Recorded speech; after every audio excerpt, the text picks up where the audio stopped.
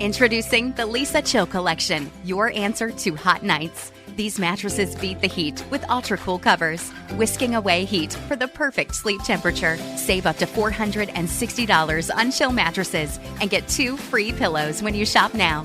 iHeart listeners can save an extra $50 off by visiting lisa.com/iHeart. That's LEESA.com/iHeart. Exclusions apply. See lisa.com for more details. If you're 21 years old and use nicotine or tobacco, I'm here to tell you about Black Buffalo and how it's redefining tradition for millions of adult consumers. So if you're over 21, consume nicotine or tobacco, and want to join the Black Buffalo herd, head over to blackbuffalo.com to learn more. Warning, this product contains nicotine. Nicotine is an addictive chemical. Black Buffalo products are intended for adults aged 21 and older who are consumers of nicotine or tobacco.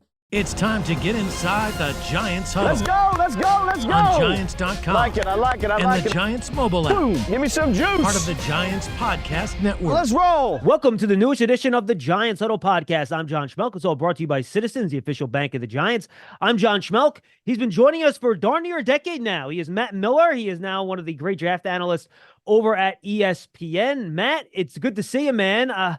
Are you like in full sprint mode right now? Are you sleeping? I mean, we are right now hot and heavy with draft on everybody's mind. Yeah, not a lot of sleep in the month of April. That's okay. We get caught up in May and June for sure. So it's for sure a sprint right now. You know, it's similar to how NFL teams are here right now, making sure you've got a handle on every player.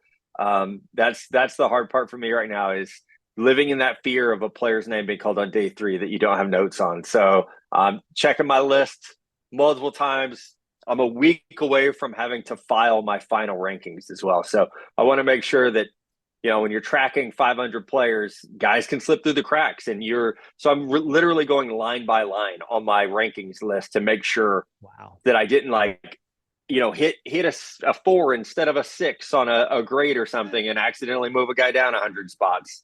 I've done that before. So that is a true story of like a lesson learned of like, I didn't have a 7th round grade on that guy, but you know, you put their final grade in and I put like a 42 instead of a 62 on a guy, and had to correct that one. So that's where I'm at right now. Oh man, that's rough. How deep do your final rankings have to go these days? 150, 150, what? Oh no, like 500. Yeah. The goal is full list going on the website too, or no? I believe it. Yeah, it will. Yeah, it will. Wow. Okay. That is pressure. Woo. Yeah. A lot of my job has really changed since coming to ESPN. You know, last year was my first year on set for day 3. I'll be back this year. And I learned a lot sitting there. I learned a lot about what I didn't know. And so this year has really been a priority for me to, you know, go back to some of my roots of, you know, when I was at Bleacher Report and we would break down every pick, is going back to that mindset of, okay, it's not just, you know, we're talking about the first round guys on TV for months. It's like you can put those guys to bed pretty early now and start really cramming for day 3. So it's been fun, you know, having the job kind of change back to what it used to be, but it's definitely a different type of preparation. No, that's awesome, man. That's great. Of course, you can check out all of Matt's great stuff, ESPN.com. He's on a million different shows. You'll be seeing him on NFL Live, the coverage of the draft for ESPN in a couple weeks. Check all of that out. Matt does a fantastic job. All right, so let's start more with what you're hearing here, Matt. There've been a bunch of pro days. People start talking. You know, you talked about teams are now coming together to finalize their boards. The Giants scouts just came into the building a couple days ago. So I think any rumors before this time about what teams were going to do were probably not sure how much you should believe those. When do you start buying what teams are selling in terms of what might start happening with some of these picks at the top of the draft?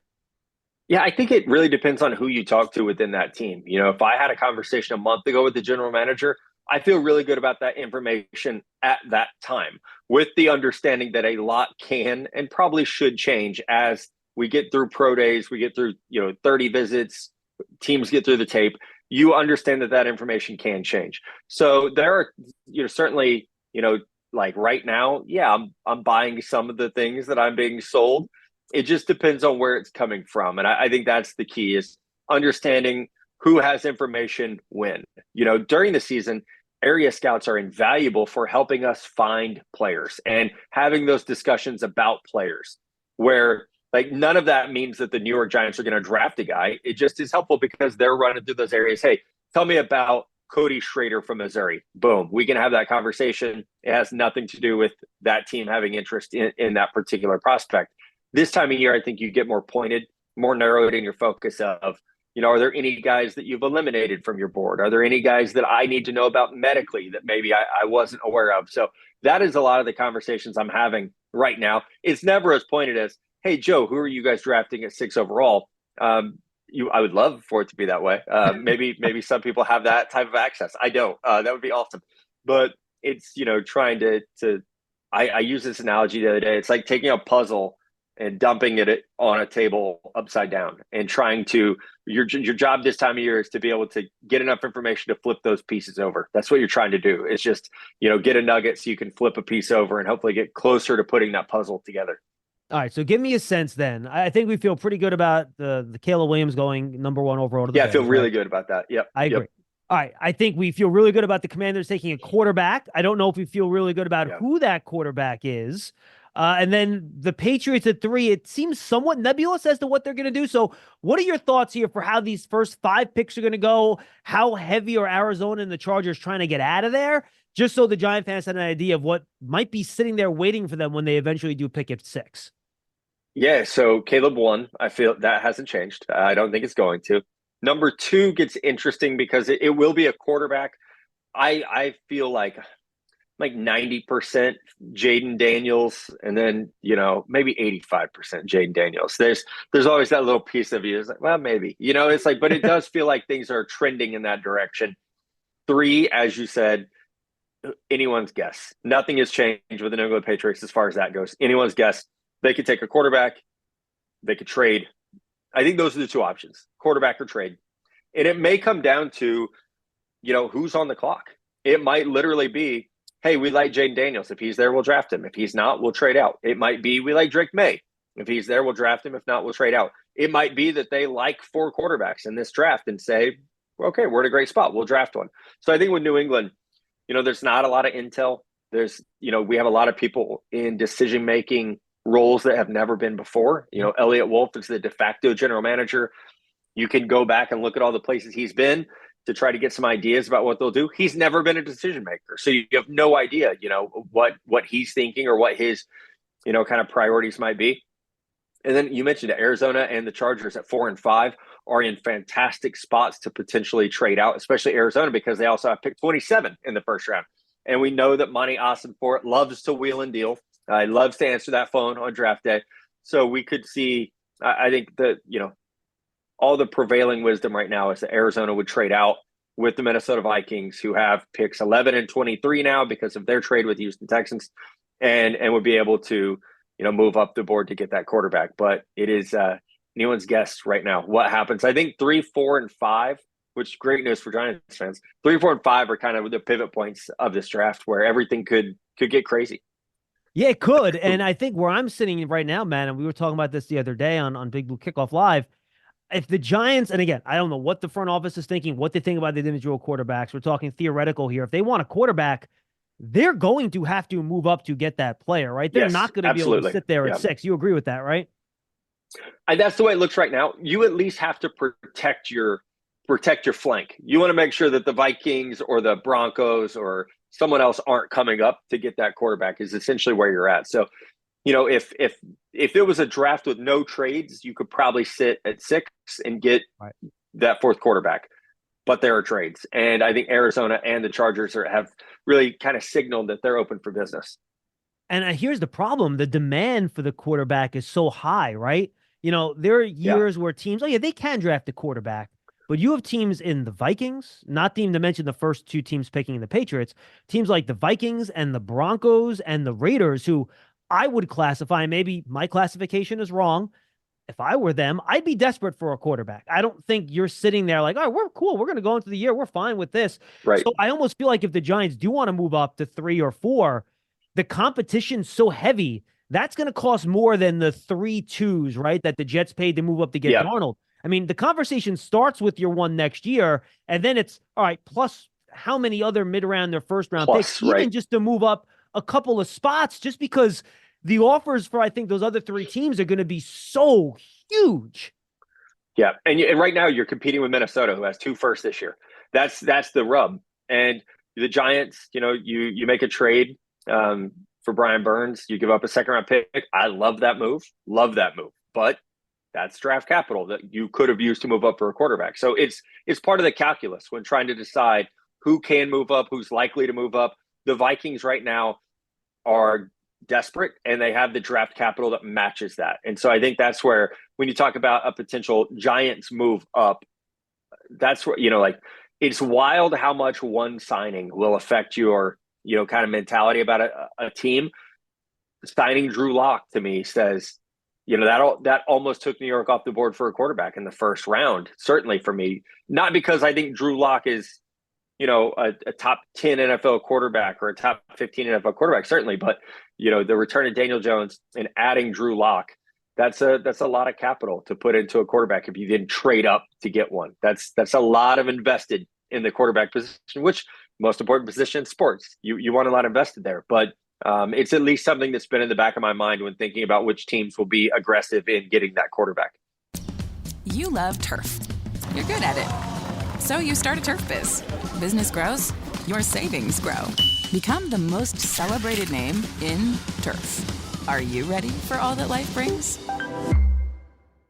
Giants Huddle Podcast is brought to you by Citizens, the official bank of the Giants. From game day to every day, Citizens is made ready for Giant fans with insights, guidance, and solutions.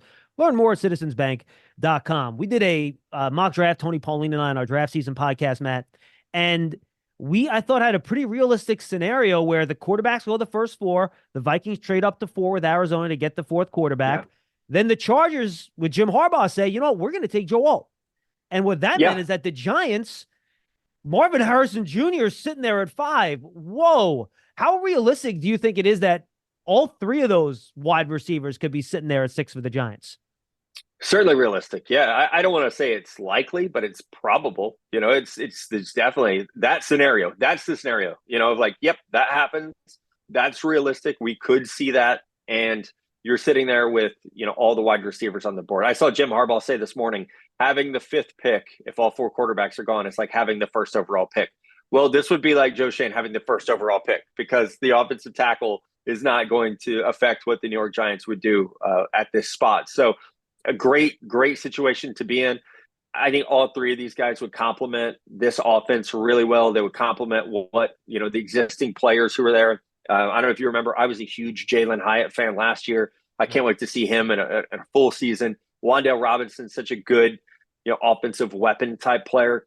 All these guys would complement that. Marvin Harrison Jr. just happens to complement it the best because he is a true X wide receiver. He's one of the best route runners I've ever seen. We're talking about AJ Green, Larry Fitzgerald type wide receiver who is just incredibly gifted and ready to go right away. For a guy that's 6'3.5", that can move that way, side to side, and running his routes, it's really unprecedented. And I'm with you. I don't have Neighbors that far behind them, but this is the interesting thing, and I think this is the point you just brought up. I have Neighbors as a higher graded player than Odunze, and I like Odunze. He's a top 10 guy for me. Pick him, I'll be thrilled. But I think Odunze fits with Hyatt and Robinson a little bit better. To your point, he's more of that X type receiver, right? Yeah, absolutely. He's more of that traditional, hey, we're going to flank you out left and you're going to win 50-50 balls and you're going to run, this type of route tree. It's also what he's experienced at. He did it the last 2 years at Washington with tons of production, tons of success. Now, I think you could build an offense around Neighbors with the 2 other guys. Certainly, that works, right? It's a track meet. You can look at the Miami Dolphins. It's a great example of how that works. So it does come down to preference a little bit. What does Brian Daboll want? What does Mike Kafka want? What do Daniel Jones and Drew Lock think? Like, I think you're trying to get everyone involved in this decision. So, it will be fascinating to see if they're presented with that, what they do. I think you take Marvin Harrison Jr. and you high fives all around the draft room, and then you get ready for the 2nd round. Well, how about this, Matt? Let's say Harrison is sitting there, even at 5 for the Chargers, right? We know they've been interested in maybe moving down, into the teens. You get a tackle there. He can build the team he wants the way that he wants to build it. Do you think there would be teams that would be willing to give up significant capital, trade up for Harrison and not a quarterback? It's hard for me to find that team. And let's be realistic. The Buffalo Bills are highly unlikely that they would go from 28 to 5. The Kansas City Chiefs, highly unlikely they will go from 32 to 5. That is incredibly expensive to do. And I don't think the Chargers would entertain that. They don't want to fall back that far in the order either. So it's hard for me to find that team that exists in that window, there's not a team at like 8, 9, 10 that needs to move up that badly How about or the has Jets? the assets to do it.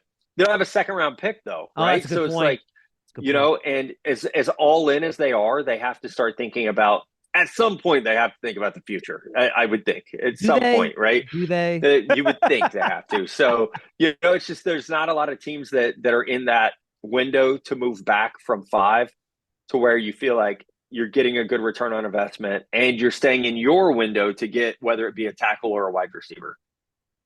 Would Joe Alt be in a conversation with you for the Giants if even 2 of those 3 wide receivers are on the board at 6? No, he wouldn't be. And I like Joe Alt a lot. He's never played right tackle in his career. I don't know why you would draft a guy just to move him at that spot. I know the Lions did it with Penei Sewell. They've had a lot of success with it. There's not a lot of other precedent for that being a good move in the top 10. So I wouldn't. I think this is adding on to the moves the Giants made in free agency, it is a deep enough draft that I think you would rather try to move up from the second round, just up in the second round a little bit to get one of those right tackles, like a Jordan Morgan from Arizona. If he were to be there, I would go that route as opposed to Joe Alt at 6. And I also think, the drop off from Neighbors Odunze to the receivers you could get in round 2, I much prefer a Neighbors or an Odunze as opposed to like a Xavier Legette or a Keon Coleman in the second round. No, I agree with you. I'm 100%. I think they're a different tier of player that you can build your offense around and becomes almost a force multiplier for the other people on your offense. You're ready for a change. Payday comes early with Citizens, so go to that retreat. New you moves to the country. Now you're raising goats and launching a lifestyle brand. Are you ready for all that life brings? I mentioned you did your 7-round mock draft. Everyone should go to ESPN.com or just search for Matt Miller 7-round mock. It comes up. You and Malik Neighbors to the Giants at 6, which has been a popular pick. Awesome. Sign me up. Where do I sign? The interesting one is the round 2 pick where you had the Giants drafting Michael Penix Jr. And I like the idea if you don't get a quarterback in the first round, where one of those guys that if you think they're good enough, pick them in the second round, try to develop them. And I think value-wise, that's where Penix should go. There seems to be an idea that he's going to go much earlier. What's your feel for what his draft range really is? He has a very wide draft range because so much hinges on medicals. And there are going to be teams that give his medicals the thumbs up. There are going to be teams that give his medicals the thumbs down. And that variance is going to be wide. It really is, which is why I think, you see mock drafts that have him in the top 15. You see mock drafts that have him I have him at 47. And I even wrote in there, I think he's better than the 47th player in this draft. What tends to happen is 4 or 5 quarterbacks go early, and then we have all the teams that don't need a quarterback. And so a player like Penix can fall to a spot like 47, to where it's now a really, really good value. It's just about the medicals. As a pure thrower, very few people in this class can compare to him. No, he's not the most mobile guy. You're going to worry about that a little bit. I think you have to scheme for that. But also, I think a lot of times the Giants have been, typecast as, they have to have a running quarterback. They have to have a mobile quarterback. I don't know how much that is the case. We're going to find out a lot about this team, this draft, if they do go with the quarterback, because Drew Lock can certainly move, but he's not a mobile quarterback. And it's not like they went and signed Tyler Huntley. They didn't go get a, Justin Fields. They didn't go for a quarterback who has a big, running background. Or even re-sign Tyrod, right? Just bring Tyrod Taylor back. Exactly. There. Absolutely. So I look at Penix and say, no, he's not the most mobile guy, but how much does that actually matter? How much do we think that matters to Dable and Kafka in this team? So I think Penix at 47 is a steal on value as long as you're okay with the medicals. Yeah, and I think your 3rd-round pick, Christian Haynes out of UConn, is a steal on value, too. I think he could easily be a 2nd-round pick, Matt, when all is said and done in this draft. Your thoughts on Haynes and then in general, the day 2 guard class, if the Giants want to try to continue to shore up their interior offensive line? Yeah, I like Haynes a lot. Powerful player, great in the run game. And I still look at this roster and I'm looking at that left guard spot of like, How much of a competition will they'll be there? I like John Runyon a lot, who they added. I'm very curious to see what their vision for this offensive line is. But day 2 guard is good. Cooper Beebe from Kansas State should come off in that range. I mentioned Christian Haynes, Dominic Pooney is going to be there. Matt Goncalves, Christian Mahogany. It is a really, really good guard class in rounds 2 and 3. Zach Zender from Michigan, another guy, if the medicals are clean, he'll be drafted in that range. So really, really good guard group, probably between picks 50 and 100. Giants fans love a winner. It's why they love Citizens, named a 2022 Best Bank in the U.S. by The Banker as the official bank of the Giants and sponsor of the Huddle. Citizens is made ready for Giant fans. Learn more at citizensbank.com. All right, Matt, let's go through your last couple of picks here before we say goodbye. Third round, and I think this is a sweet spot, either this or round 4 for the running back class in this draft. You give the Giants Marshawn Lloyd, who I think just from a pure tool, size, speed, athleticism standpoint, he's a top running back in this class. I also like guys like Will Shipley. I think they're really good. Your thoughts on Lloyd and what type of running back do you think Brian Daboll would like to add to this group? Yeah, that is a big question. Are they looking for more of the James Cook slasher style, who's a good receiver out of the backfield? They're looking for Marshawn Lloyd's more of a punisher. He really is more of a between the tackles guy. 5'9", 220-pound back. Is almost more that kind of like Devin Singletary. A player who is shorter on the shorter side, but incredibly powerful.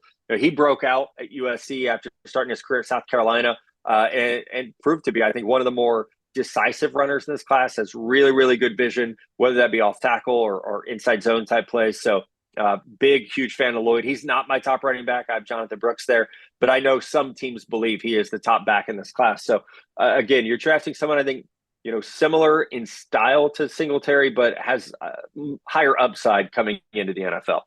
Then you have Tyler Davis in round number 5 to the Giants, Matt. And he's a guy that I think is just kind of as solid as you come. Defensive tackle. He can stop the run well. He's a little bit of pass rush juice. I thought he was good in Mobile. Yeah, same here. That was my big note on him, was I liked him a lot in Mobile.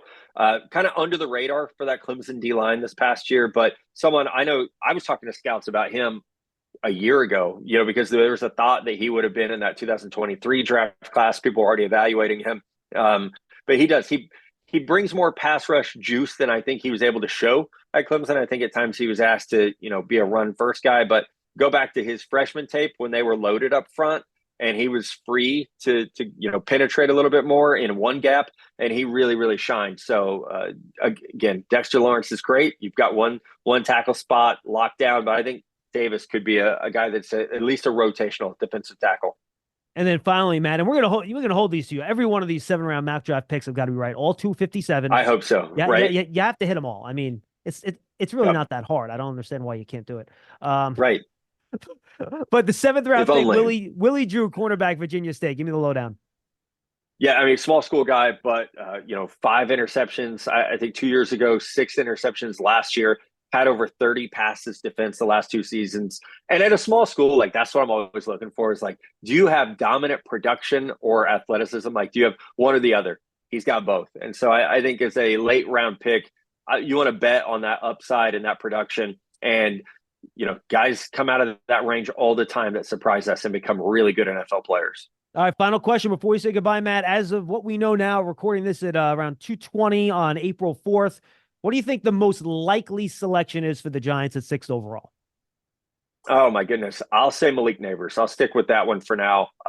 It's going to get crazy at the top of this draft. I really do believe that. But we haven't even got to the point where we start to hear about who wants to trade up.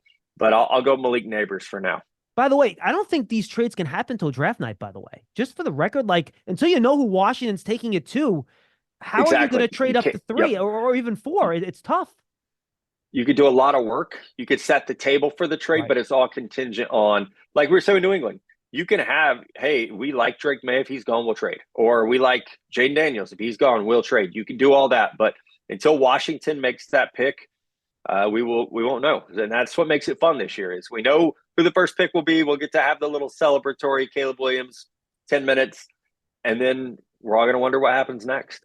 All right, Matt, tell the folks where to find your great work. Yeah, ESPN.com, or you can follow along on social media at NFL Draft Scout.